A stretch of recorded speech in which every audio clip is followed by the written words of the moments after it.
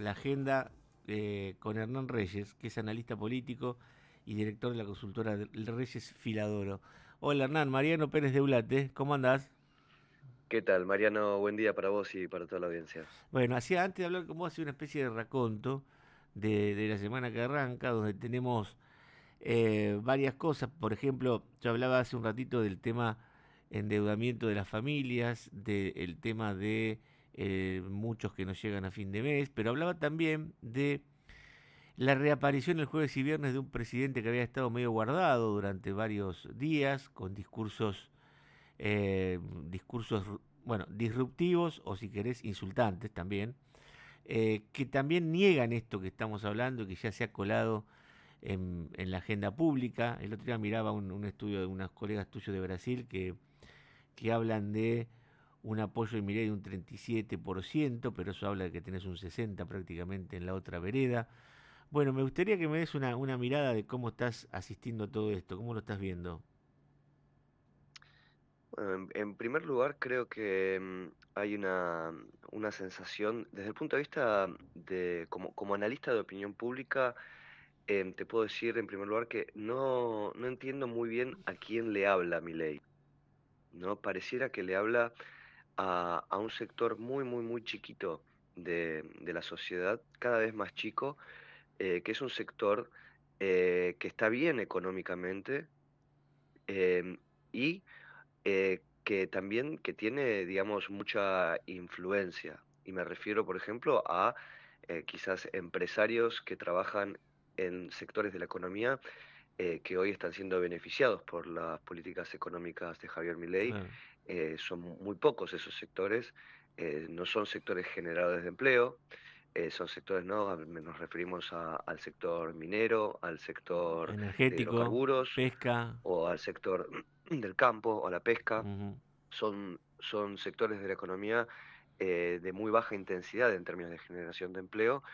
Y por otro lado, tenés un presidente que parece no solo no hablarle a las personas que están padeciendo las consecuencias de este modelo económico, sino que se burla de ellas, que, que demuestra nula empatía por lo que le sucede, ¿no? Y la verdad es que es preocupante, más allá de la valoración que uno puede hacer sobre las políticas que están siendo implementadas, claramente tienen consecuencias muy severas para la población y bueno, y uno la verdad que se preocupa porque cuando hablamos de personas que no llegan a fin de mes, cuando hablamos de personas endeudadas, estamos hablando de familias enteras que están viviendo una situación muy acuciante, desesperante, en un contexto donde las oportunidades, digamos, de salir y subsanar esta situación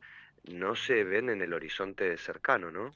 Pero además, los libertarios, vos hablás con ellos y te dicen, bueno, ahora vamos a reenamorar a la gente que por ahí se nos distanció. No parece el camino justamente ese que estamos viendo hasta ahora. No sé, salvo que yo el otro día cuando salió Milei tan fuerte, digo, ¿no será a propósito esto? Porque uno tiende a pensar que es porque el tipo es así. Pero por ahí es algo estudiado que le han dicho salí, rompe todo. No lo sé, la verdad, no lo sé. No, no, creo que hay una cuestión, digamos, la personalidad de Milei, me parece que no, no, por más que se lo guíe, por más que se estudie desde la opinión pública qué es lo que está pasando y que sus asesores le puedan decir, che, mira, el personaje del loco no está mal, es lo que te da personalidad, es lo que te hace especial. Hay muchos que lo valoran y que entienden que no es una cuestión, no es que estás loco, sino que es una cuestión de cómo es tu personalidad y la autenticidad es algo que se valora, lo cual es cierto, digamos, la población valora que un presidente sea, entre comillas, auténtico, que sea genuino, que pueda ser quien es y no digamos, y no estar siendo manipulado o manipulador.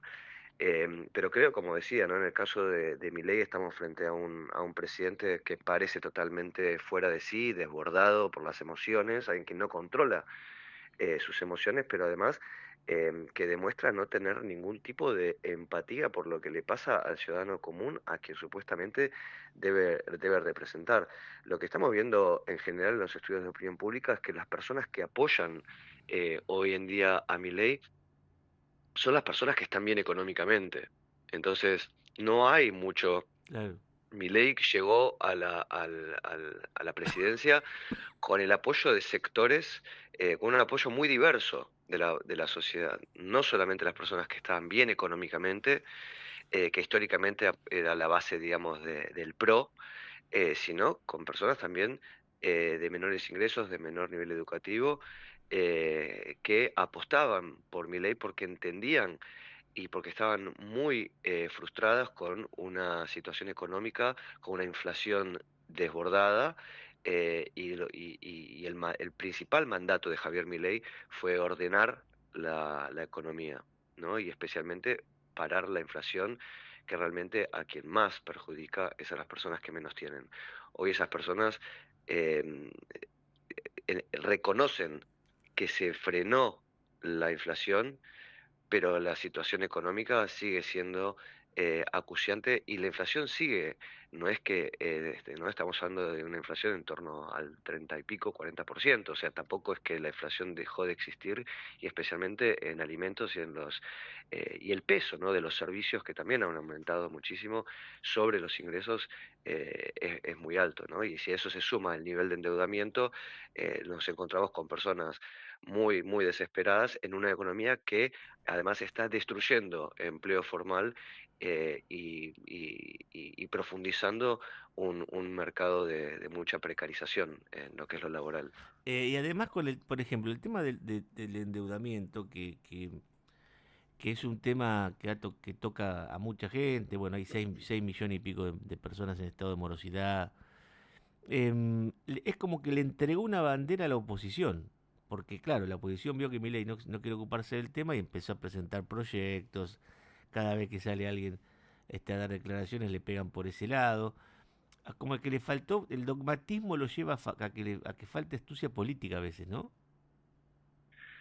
Sí, yo creo que, a ver, no es algo que Milei a ver, su modelo político, Milei no cree en las regulaciones, ¿no? Ujú. Entonces, en ese sentido, y creo que la gente ya lo está notando y lo está sintiendo en carne propia, que la ausencia de regulaciones, por supuesto que las perjudica, ¿no? Entonces, hubo un sector de la población que dijo que no le prestó tanta atención a algunas de las cosas que Milei anunciaba ya en el 2023 que iba a hacer, porque son parte de su ADN, de su forma de pensar, de su pensamiento político y económico, y que hoy cada vez las perjudica más, ¿no? El hecho de que las obras sociales estén desreguladas, de que em, eh, los bancos estén desregulados o tengan cada vez menos regulaciones.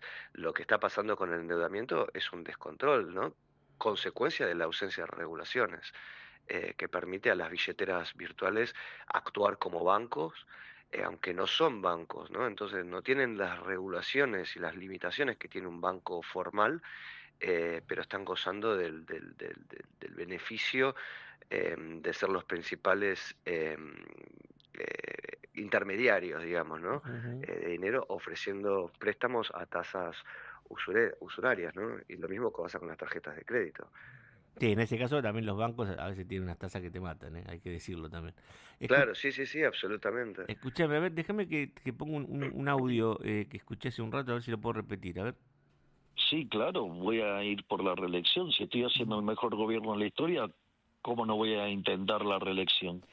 Si los argentinos quieren seguir avanzando en el camino de la prosperidad, del progreso y el bienestar, digamos, me van a elegir a mí.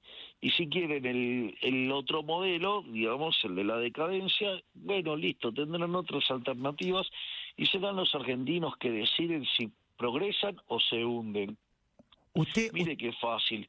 Sí, Futuro versus pasado. Progreso versus decadencia. Listo, Dios, más fácil, no tiene tanto problema. O sea, digamos, eliminar la inflación o explotar la inflación. Hacer crecer la economía o hacerla caer. Digo, bajar la pobreza o hacerla subir, digamos, terminar con la inseguridad o digamos que las calles sean intransitables y un baño de sangre. Listo, mire qué fácil, nunca la tuvo tan fácil en enfrentar dos modelos. Bueno, ahí está. Me parece que él está con esto adelantando esta idea, Hernán, de que va a jugar con pasado versus futuro. Te está pidiendo casi a grito un candidato kirchnerista, por cierto, ¿no? ¿Cómo lo ves? Bueno, Milei entiende que el principal clivaje, digamos, en Argentina sigue siendo peronismo-antiperonismo, ¿no? Mm, Entonces, apuesta a esa polarización entre esa idea que él propone ahí de dos modelos, y uno que representa el pasado, que para él es el peronismo, y él como exponente del cambio y del futuro. Yo creo que la forma en que él expresa las cosas que él dice chocan contra la realidad, ¿no? Entonces, cuando ese argentino, digamos, tiene que mirar y lo escucha y dice, progreso, bueno, no me está hablando a mí, ¿no? claro. Entonces, por eso vuelvo a la pregunta inicial, ¿no? ¿A quién le habla? Creo que ese discurso sería muy conveniente en otro contexto económico, ¿no? En un contexto económico donde vos tenés al 60% de los argentinos apoyándote, o al 60% de los argentinos llegando a fin de mes, y hoy tenés lo opuesto, ¿no? Tenés casi un 60% de los argentinos que no llegan a fin de mes, y entonces la idea de que apostar por este gobierno y dar una segunda oportunidad es apostar al progreso, parece cuanto menos contradictoria, ¿no? Es como que te digan, cuando pase esa pregunta, si los argentinos quieren volver al pasado, bueno, y si quieren volver al pasado, ¿qué pasa? ¿No? Pasa parte de las elecciones en Sí, principio. claro, por eso es una argumentación que uno la espera, de una persona como Javier Milei, o si fuera otro también podría ser, porque como te digo, el clivaje peronismo-antiperonismo sigue vigente en Argentina. Creo que la sociedad se sigue ordenando bastante en torno a esa idea o ese sentimiento, ¿no? Porque es un sentimiento creado, ¿no? El del antiperonismo.